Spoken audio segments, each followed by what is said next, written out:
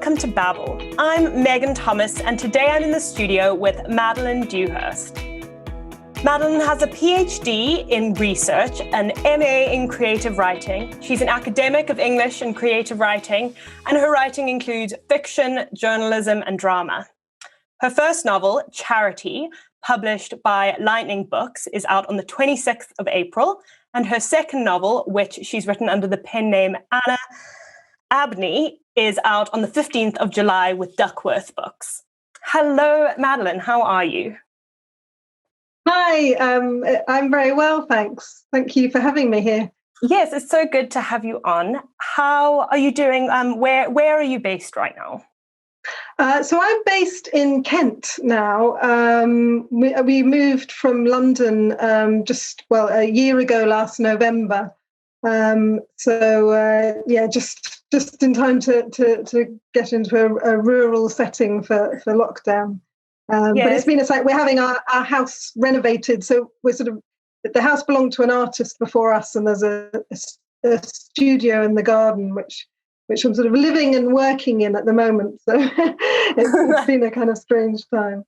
Yes, that's a good setup to be in then. Was the move inspired by the lockdowns or anything like that, or was it something that was always going to happen? No. Yeah, we just sort of wanted to move to the countryside. Had kind of have been living in London for a long time, and felt it was time to move somewhere where I could grow vegetables and and still be sort of near enough to London, but in the countryside. Yes, absolutely. Well, my first thing that I'm curious about is why you've chosen to publish your two novels, which are actually being published quite close together. Why you've chosen a pen name for this? Is that the reason? That's right. Yes, it was a sort of a strange thing that happened. That I decided to. I sort of tried approaching a few agents and hadn't had much luck with getting an agent. So I decided I was going to approach publishers directly. I've discovered there's a great directory of indie publishers that Dyslexia do, and I thought, right, I'm going to go through this and apply to independent publishers who were open to submissions. And I saw Duckworth they do historical novels, and were looking for sort of really well-researched historical novels. So I sent them the Master of Measham Hall. And then I sent Charity to Iron Lightning Books, and to my amazement, Iron Lightning Books got back to me very quickly and said yes, they'd like to publish it. And then I heard back from Duckworth Books, and yes, they'd like to publish Misham Hall. So that was very exciting. But it was so it's really because of that I've sort of ended up with publishing two novels with two different publishers in the same year. And Anna Abney are my middle two names. I was sort of lucky that I was given a lot of names, so I have a lot of names I can use. Yes, a directory of names there. Yeah. And so were you writing both novels at the same time then, to have them both ready at the same time? Well, I ended up sort of going between the two at the last stages of sort of editing the two and doing the final sort of rewrites. But I'd started the Master of Measham Hall earlier, and it was sort of it's kind of another strange coincidence, because it starts during the Great Plague in London in 1665, and of course now with the pandemic and it's interesting to see all the similarities and the sort of things people did and were naturally then social distancing and sort of take some of the precautions they were taking, quite similar to what we're doing now. But so that one was written. I'd been teaching at Queen Mary. I was teaching Daniel Defoe's Journal of the Plague Year, and it was sort of partly inspired by that and a sort of certain incident in that I was really sort of fired up my imagination, and so that was that, and then I wrote Charity after that started on charity. So between your PhD in research and your MA in creative writing, it seems like historical fiction writing is the perfect combination of your interests and skills. Was this something did you do those qualifications because that was something you wanted to do, or are the novels a byproduct of those qualifications? No, I've always wanted to write novels, and I think I was drawn to the because I did an MA in research and then the PhD, and I was drawn to that because I was interested in historical writing. I had started a novel earlier, and then sort of had two children, and they sort of were my focus. And then I went back to did the MA in research, which was it was called Editing Lives and Letters, set up by Lisa Jardine, and I just thought it sounded really amazing. I was sort of researching lives and looking at people's personal correspondence and letters, and it gave you the skills to research. And from that, I went on to do the PhD. But the sort of writing fiction was really my first love, and that was sort of I kind of brought the two together, I guess. Yes, and also I was very intrigued when I read that Lisa Jardine had been your thesis supervisor. Is that correct? Yes, that's right. Yes. What was that experience? That must have been a really, really excellent experience. Yeah, no, I was, it was a real privilege to have her as my supervisor, and to do I did the MRes with her, she was great. She was an amazingly sort of vivacious person, really full of life, and also quite down to earth. She loved shopping, and I remember going to a conference in Ghent with her, and she was really excited because there was an H&M there. She sort of, she really liked that kind of thing too. But she was also brilliant at. I was really struck by how quickly she could read a document and really sort of draw out the kernel of what it was about. She was really quick to analyse documents. So she was a really inspiring person to work with. I'd love to talk now a little more deeply about Charity, the novel that's coming out first of your two. For the audience, I'll give a little kind of spoiler-free context. The story takes place between present day in London, where a young woman called Lauren is working as a live-in carer for Edith, and then between 1950s Kenya, where Edith is a child of British settlers during the Mau Mau Uprising in British-occupied Kenya. So, Madeline, I'd love to know why, firstly, this was a topic that interested you. Well, it was my initial idea. I'd read about the sort of people in London, older people who had large properties and didn't want to have to move into a care home, and then the crisis in housing and people who couldn't afford to rent in London moving in with them. And I'd read an article about that, and that really struck me as something that would make an incredible dynamic for a story and how that relationship worked. So that was my initial idea. And then the sort of the court case that was brought against the British government by 5 elderly Kenyans hit the news.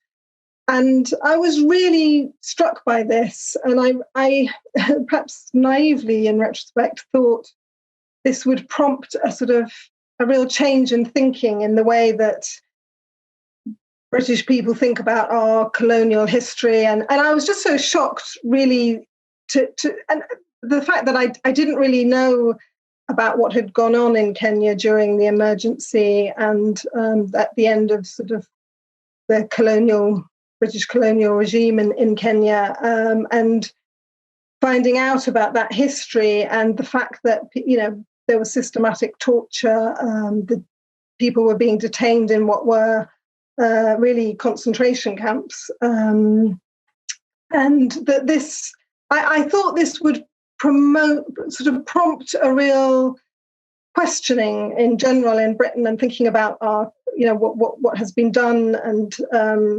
rethinking ideas also, and because there's at the time there was quite a lot of rhetoric that was anti-immigration, and thinking about the fact what is our relationship with that, and how Britain had a lot of British people had gone over and lived overseas, and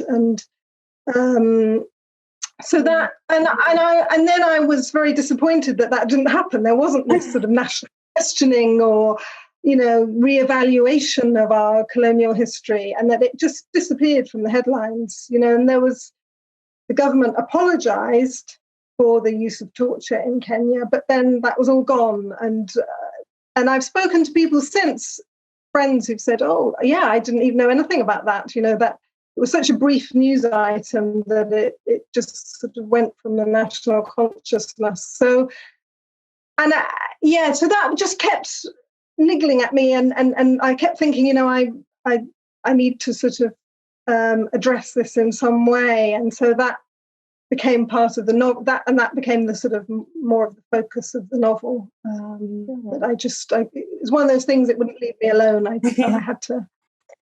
Yeah, I certainly find as a reader that I learn so much more about history from fiction because it brings things to my attention than I would from history books, because they're just things that I wouldn't necessarily pick up. And did you find that you were writing this in fiction rather than in nonfiction to try and make people listen and learn, but without kind of giving them an encyclopedia or a history book to wade through? Yeah, absolutely. I think I'm the same. I tend to, I've always loved stories and storytelling, and I think it's a really good way of conveying information. And perhaps we engage in a more emotional way with fiction, yes. that we don't, and yeah, I think for me, that's a way into learning about histories and thinking about sort of having a more compassionate engagement. I think it's when you read something that's factual, it's easy to sort of feel quite divorced from it, and look at it in an intellectual way rather than thinking about it in a more sort of fully rounded way. So yeah. And I wonder stylistically why you chose to have the present day in the first person and the past in the third person. Was this a technique you were actively employing? Yes, I started off writing the novel. It was only going to be sort of set in London and in the present day, or sort of in 2015. And I realised that it was. So I originally had 3 first-person narratives, or Joe was one of them, the another character in London, and I realised I needed to bring in the African element and actually have not just sort of have the flashbacks, if you like, to Kenya in the 50s. And I think it's a nice balance to have sort of third person and first person, and those 2 first person narratives, and then bring in a third person. Otherwise, I think, and it's something my editor said to me, is sort of too many first person narratives can be a bit overwhelming for the reader as well. Yes. And it really helps you to focus on the fact that what's happening in the past is explaining who the people are in the present. And so you kind of want a more emotional connection with the characters in the present, because that's kind of the dynamic that's going on there. And so it's quite a tricky question to ask, but we're in an interesting period in modern history where people who gets to tell a story is often brought into question. Mm-hmm. And I wonder, as a white British person, whether you felt any anxieties going into telling this story. Yeah, I did. I felt a lot of anxieties. and I think that was one of the reasons I thought about it for a few years before I kept thinking, well, is this my story to tell? Do I have the right to tell, especially the elements of the story from the perspective of a Black African person? And then in the end, I think it's one of those things where a story sort of grips you and won't let you go, and you feel, and I realized that in order to tell the story properly and fully, I needed to include that aspect too, and to show what was going on in Kenya during the 50s, and not just sort of tell that via other characters. And I think that's the thing about fiction, is making those imaginative leaps, and that's sort of, when you're writing another character, you might write a character who is a different gender, a different ethnicity, a different, people even create characters that are sort of, mythical beings or animals. So I think one shouldn't feel that you prescribe that you can't make those imaginative leaps when you're writing fiction, and I think it'd be kind of sad if people only stuck very much to their own personal experience. I think that's quite limiting as a writer. And I guess I sort of thought quite a bit about what Toni Morrison said. I remember reading an interview with Toni Morrison years ago, and she sort of said, why is it always Black people having to write about racism? This is a white problem. It's a white issue. Why aren't more white writers writing about racism and issues? And that really struck me. And I just thought, yes, it's kind of, why should that be the way around? It is a white problem. It's racism. And although the book is not really about racism, it's about colonialism but I think white people have to tackle these subjects and look at them honestly. So yeah, to answer that again, I did feel anxious about it, but sort of I had to. And I think doing the creative writing MA really helped there too, because it was brilliant having being part of a reading group and getting feedback as I was writing that novel. So that really helped me get over those kind of concerns as well. Yes. Did you do any interviews, or what sort of research were you doing to write the novel? So I did mostly. It was sort of. I went to the National Archives, where there are still a lot of documents. There's quite a lot of documents still, interestingly, that you can't see. And I applied to look at some of them and wasn't allowed to look at them. But the ones I did look at, which are look at what was happening at the time, and in the prison camps.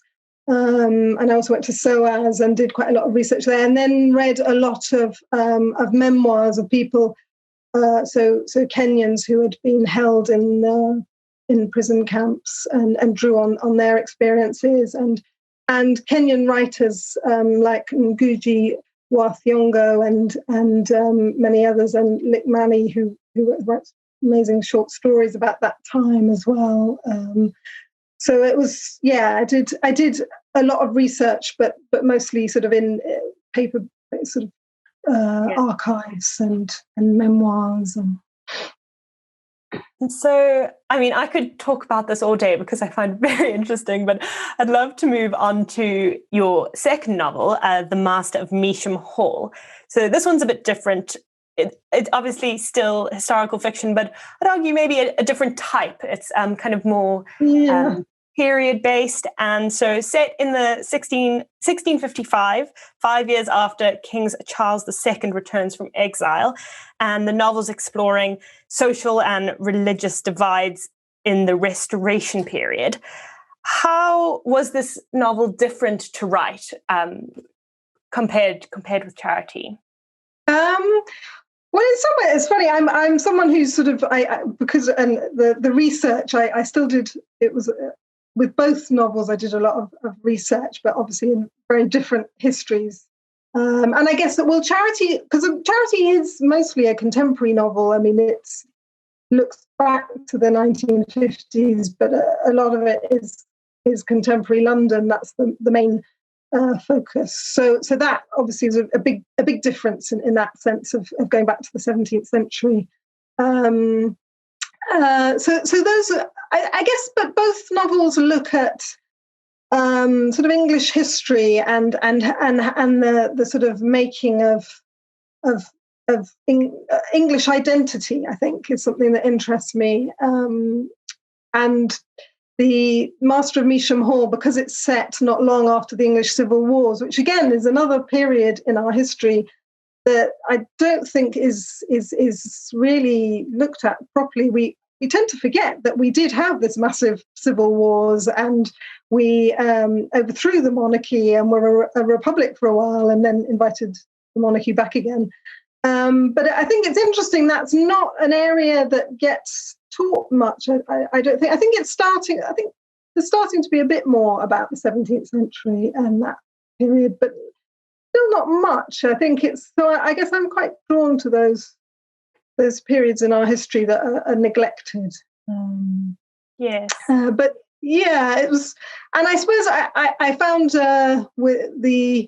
because my PhD was in the 17th century, focused on the 17th century, so I had that background knowledge, and I kind of enjoy the historical details about food and clothes and how people sort of dressed and smelt and those kind of little physical details. I really enjoyed doing those for the Master of Measham Hall.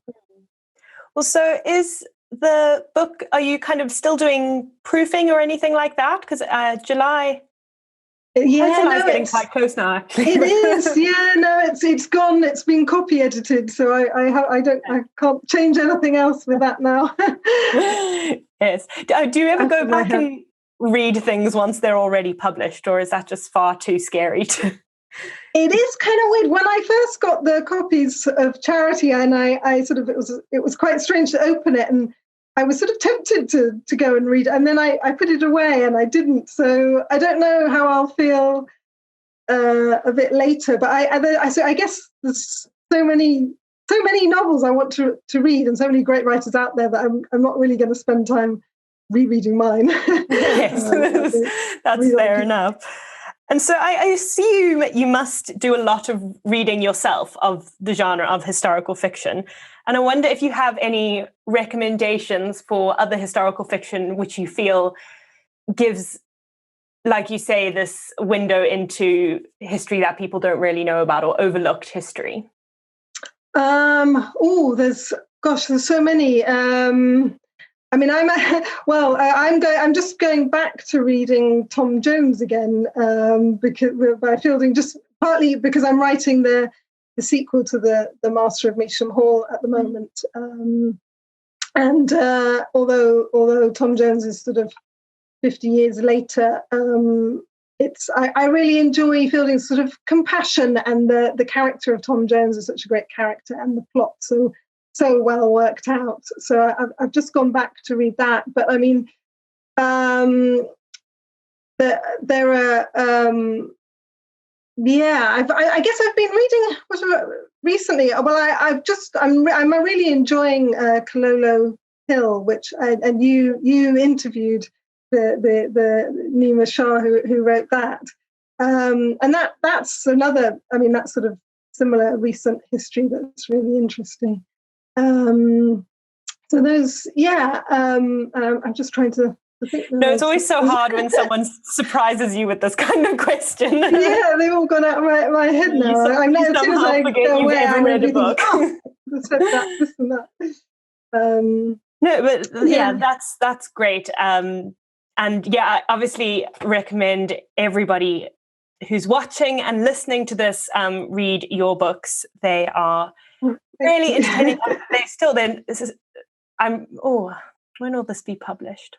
I'm not sure. I was going to say one of them's out by now, but I actually think we'll chop this whole little bit out because I'm not sure when we're going to publish this interview. So it might actually be after Charity's out. But Yes, I thoroughly recommend everybody go and read Madeline's books and get a window into a history that you might know nothing about, you might know something about, but they're very entertaining nonetheless.